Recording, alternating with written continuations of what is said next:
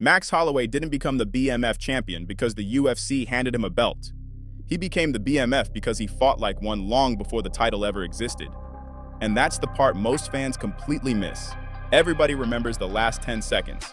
The point to the center of the cage, the decision to stand and trade, the knockout. But Max Holloway's BMF era started years before that moment. It started with a style almost nobody could break, a mentality almost nobody could match, and a willingness to fight anyone, anywhere, at any time. That's why this story matters, because the BMF belt didn't change Max Holloway. It confirmed what fight fans already knew. If you're wondering how Max became one of the most respected fighters in MMA, this is the story. Let's go back to the beginning, because Max Holloway wasn't supposed to become one of the greatest featherweights in UFC history. He debuted in the UFC at just 20 years old. He took difficult fights early. He learned painful lessons. One of those lessons came in August 2013 against Conor McGregor. Conor won by unanimous decision. Most fans stopped the story there. They shouldn't, because losing to Conor didn't define Max. It motivated him. Instead of fading away, Holloway rebuilt himself. Fight after fight, year after year. He didn't become famous overnight. He earned it the hard way. Here's the first thing that separates Max from almost everyone else. Volume. Max doesn't just throw punches, he overwhelms people. He forces opponents to fight at a pace they don't want. He doesn't rely on one knockout shot. He wins by making elite fighters drown under constant pressure. That's incredibly difficult to do, especially against championship-level competition. Remember when people questioned whether Holloway had enough power? He answered by proving pressure can be just as destructive as power. Here's the crazy part. The deeper the fight goes, the better Max usually gets. That's rare. Most fighters slow down. Max speeds up. Now let's talk about the championship years, because this is where Holloway became elite. His victories over Aldo changed everything.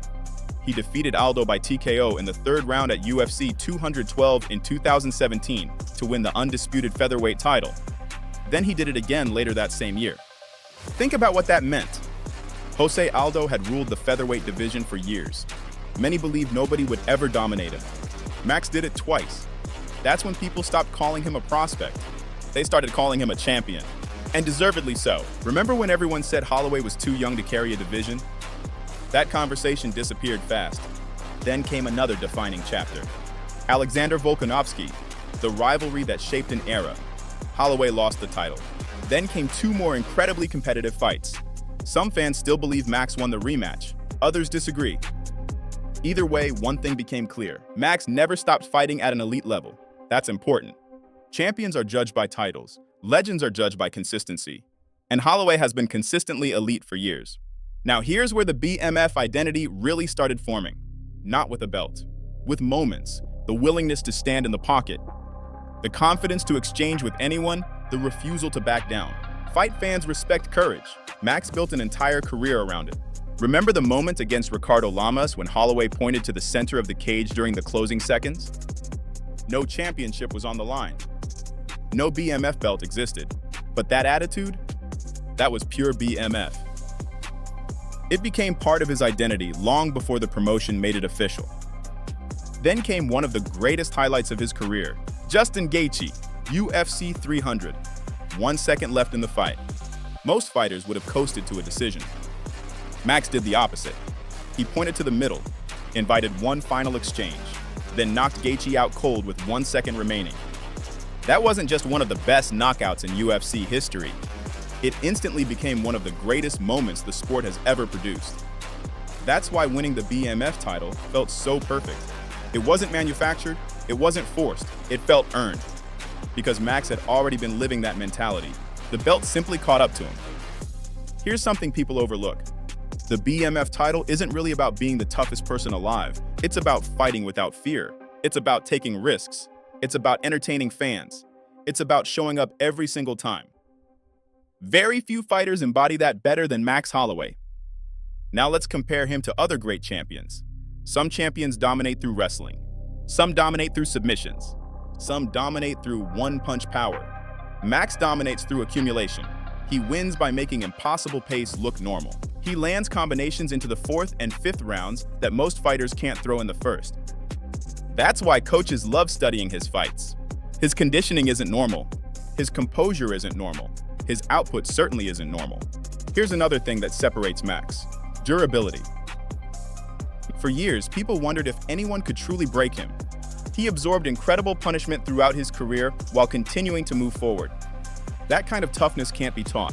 It's either part of you or it isn't, and Max has built an entire reputation around it. Of course, every career has setbacks. He lost championship fights, he faced adversity, he experienced disappointment, but every single time he came back. That's another BMF trait: resilience. Not perfection. Resilience. Because greatness isn't measured by never losing. It's measured by how you respond after losing. Max kept responding, again and again and again. Now let's talk about why this era matters beyond one belt. The BMF Championship changed how newer fans viewed Max Holloway.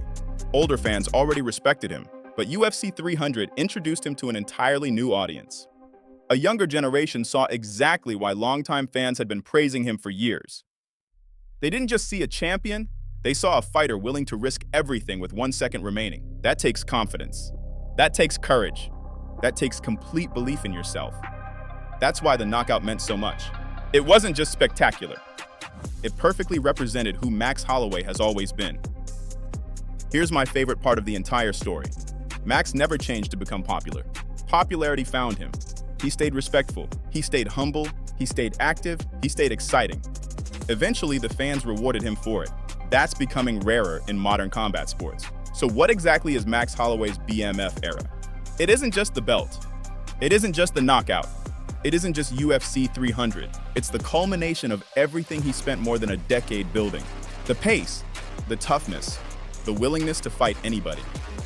The unforgettable moments, the championship mindset, the respect of fans and fellow fighters alike. That's what the BMF era really represents. Here's my take. The BMF belt found the right fighter, because Max Holloway didn't need a title to prove who he was. He'd already spent years proving it every time the cage door closed. The belt simply gave a name to something fight fans had already recognized.